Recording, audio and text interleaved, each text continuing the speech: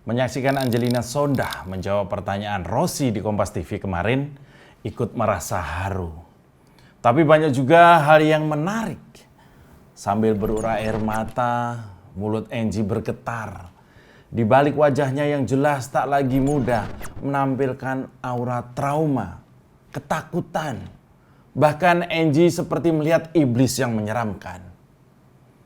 Saya jadi tergelitik menelisik kasus mega korupsi Hambalang kembali. Apa yang begitu membuat Angelina Sondakh ketakutan? Angie memang telah kehilangan banyak hal. Suaminya meninggal, kakaknya meninggal, dan kemerdekaannya selama 10 tahun terenggut vonis. Tapi kenapa semua derita itu masih membuatnya takut akan keselamatan anaknya? Apakah masih ada ancaman terkait kasus Hambalang? Kalau masih ada, siapa yang mengancam dan kenapa begitu menakutkan? Benarkah Cikias meradang karena aksi wawancara Angie itu? Nih, coba lihat ekspresi ketakutan Angelina Sondakh berikut ini. Saya masih berpikir Keanu harus selamat. Harus selamat. Dan kalau saya mau dibilang penakut, saya terima. Karena saya lebih ingin melihat Keanu tumbuh besar, normal, tanpa ketakutan juga di Keanu. I'm a single parent. Kakakku meninggal.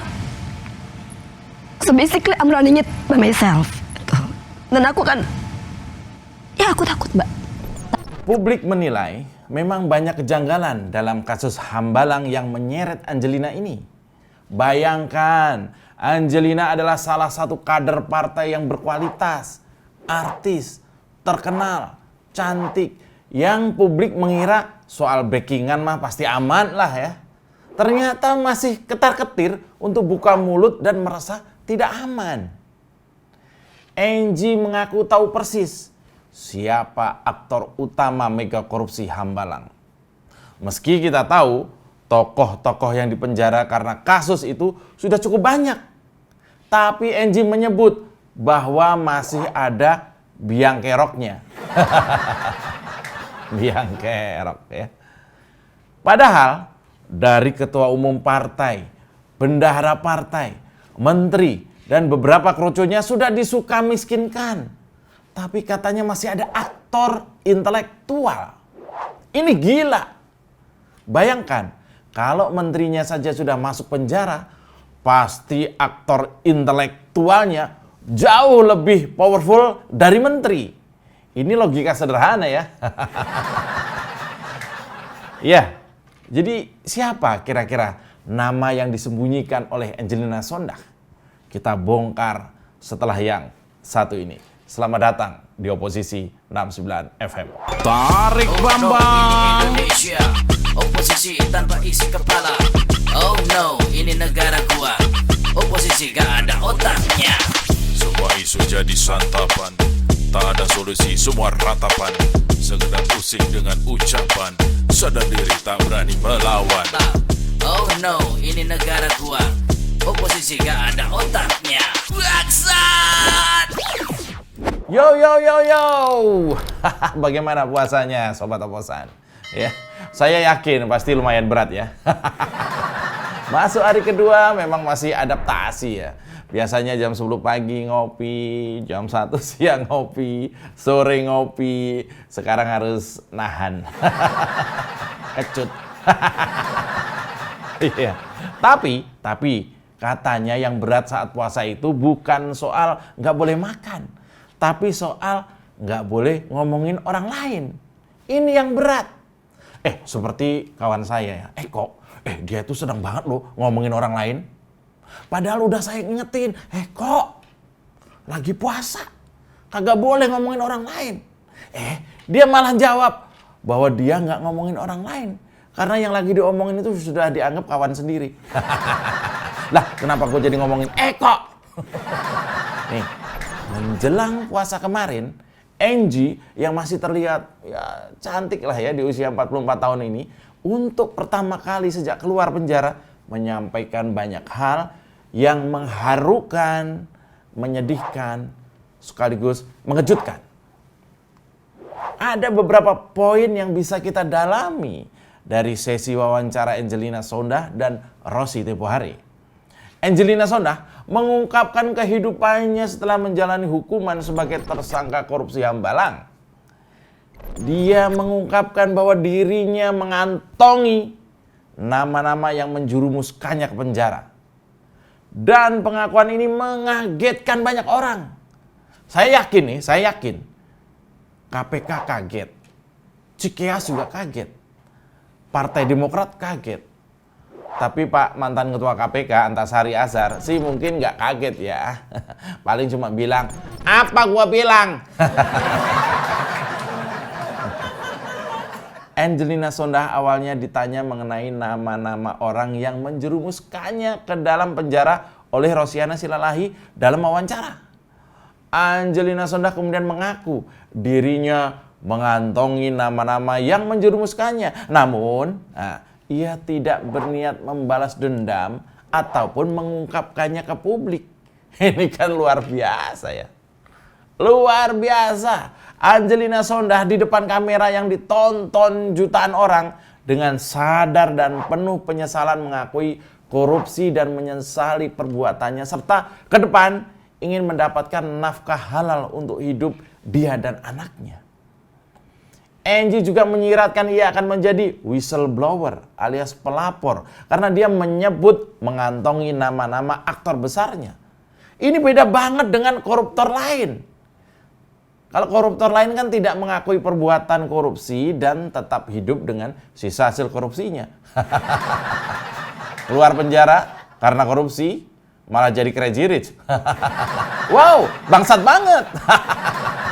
Astagfirullahaladzim, lagi puasa. Ya, ketika sekali lagi ditanya apakah benar Angie tahu dan punya nama-nama orang yang seharusnya lebih bertanggung jawab atas kerugian negara yang sangat besar di kasus Hambalang waktu itu. Angie menjawab bahwa ia punya, tapi bukan untuk membalas atau bukan untuk dibicarakan. Angie hanya ingin meyakinkan dirinya bahwa sesungguhnya semesta bekerja. Jadi kalau pakai bahasa sederhana nih, pakai bahasa saya ya, begini aja nih. Angie itu bilang bahwa dia tahu dia salah karena keseret pusaran korupsi Hambalang. Dan dia menerima konsekuensinya di penjara 10 tahun. Dan Angie juga tahu bahwa yang telah ditangkap dan dipidana karena kasus Wisma Atlet yang merugikan negara sebesar 700 miliar itu belum semuanya. Ingat, belum semuanya. Masih ada. Dan ini adalah biang keroknya. Tarik Bambang. Mau kemana kawan tanpa arah tujuan, cari masalah rawan, urus saja masa depan. Halo kawan. Aduh. Angie saat ini belum mau bicara nama soal siapa biang kerok atau otak dari garong duit Hambalang ini. Meski tak bisa mengungkapkan nama-nama yang terlibat dalam kasus tersebut, Angie percaya alam semesta tidak tinggal diam. Mantan istri almarhum Azimah Said ini percaya suatu saat kuasa alam akan berbicara dan dirinya akan tetap tegar walaupun telah ditinggal oleh sang suami dan kakak tercinta. Alasan terkuat Angie adalah ia tidak ingin keluarganya terancam bahaya. Ini menarik nih, ini menarik. Angie tidak ingin keluarganya terancam bahaya. Karena jejak digital dari Muhammad Nazarudin, bendahara Demokrat yang juga mendekam di penjara karena kasus Hambalang ini, juga menyebutkan hal yang sama. Nazarudin pernah bilang ia minta SBY untuk tidak ganggu anak istrinya. Nazarudin sejak bebas memang lebih berani bersuara terhadap keadilan yang ia terima dari Demokrat. Nazarudin seolah memang sangat tahu detil kasus Hambalang ini. Terlihat ketika ia menjelaskan kepada wartawan, pasti sangat rinci serta punya bukti-bukti. Tapi sama dengan Angelina Sondah, Nazarudin juga punya ketakutan seolah ada tangan-tangan gelap yang mengancam jiwa keluarganya. Waduh, menyeramkan ya. Asli menyeramkan nih. Saking seremnya kasus Hambalang ini, 4 orang saksi kuncinya meninggal. Yaitu Muhayat. Dia adalah deputi Kementerian Negara Badan Usaha Milik Negara. Meninggal pada Juni 2014, konon karena stroke.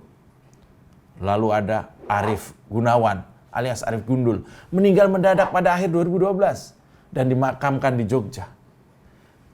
Ada Direktur PT Wijaya Karya, namanya Ikuten Sinulinga, juga meninggal setelah jatuh dari jembatan layang Cawang. Ngapain seorang direktur, seorang eksekutif main ke jalan layang? Lalu ada Asep Wibowo, Direktur Utama PT Metapora Solusi Global, itu juga saksi, itu juga meninggal, konon karena terserang stroke. Wah, kalau kata almarhum Sultan Batugana nih, ngeri-ngeri sedap ini barang. 4 orang sudah meninggal.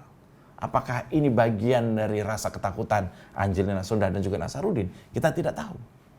Kasus korupsi yang sangat besar di zamannya ini, yaitu korupsi pembangunan Wisma Atlet Hambalang, telah membuka banyak tabir. Angelina Sondakh juga mengatakan bahwa korupsi di DPR pada masanya ini sangat luar biasa. Kita hargai kejujuran dan permintaan maaf Angelina Sondakh kemarin. Tidak banyak figur yang tersangkut kasus korupsi meminta maaf ke publik. Namun informasi awal soal ada pihak yang disebut sebagai mastermind yang sempat muncul pada wawancara kemarin itu hendaknya juga jadi trigger bagi aparat untuk menindaklanjuti. Saat ini sorotan tajam mengarah kepada keluarga Cikeas. Kita tidak tahu apa yang terjadi sebenarnya. Jangan sampai jika aparat bergerak seperti yang saat ini dilakukan kepada Andi Arief terkait korupsi Bupati Penajam Pasar yang juga pengurus Partai Demokrat, lantas playing victim seperti biasanya. Karena Pilpres 2024 memang alibi yang sangat sempurna.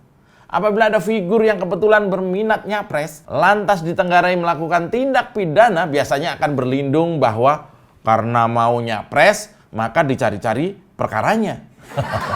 Padahal sih, kalau salah ya salah aja Bambang. Demikian Oposisi 69 FM, jilat bawahan, tekan atasan. Itu kalau udah buka puasa ya. Salam beletak. Tarik Bambang. Oposisi tanpa isi kepala. Oh no. Lebaran sebentar lagi. Oposisi gak ada otaknya. Semua isu jadi santapan, tak ada solusi, semua ratapan. Sekedar pusing dengan ucapan, sadar diri tak berani melawan. Oh no, ini negara gua. Oposisi gak ada otaknya. Bangsat! Mau kemana kawan tanpa arah tujuan, cari masalah rawan, urus saja masa depan. Halo kawan, jangan